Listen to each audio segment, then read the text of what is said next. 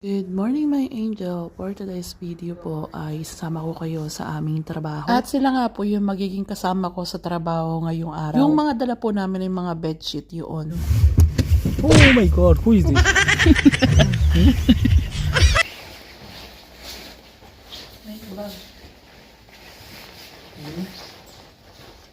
Why are you making the video?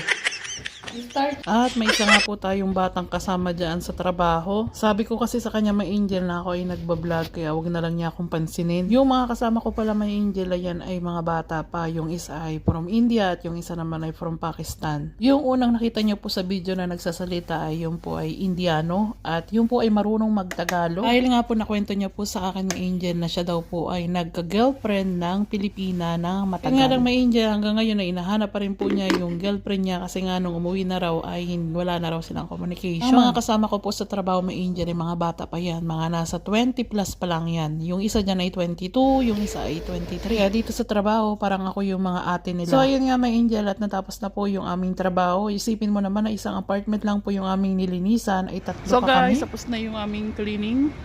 At tingnan nyo naman yung labi ko namumuti at nagda-dry. Nagbabalat ko di ba nanggaling ako sa trangkaso na sobrang init ng katawan ko.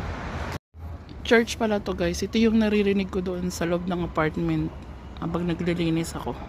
Ayan.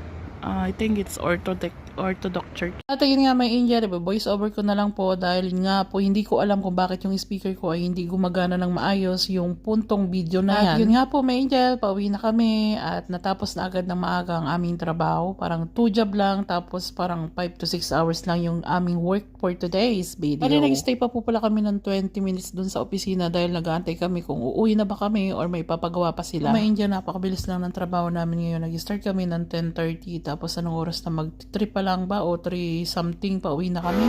Ito yung pangalawang kasama ko sa pangalawang trabaho. Yung dalawa kong kasama kanina nakauwi na ng bahay.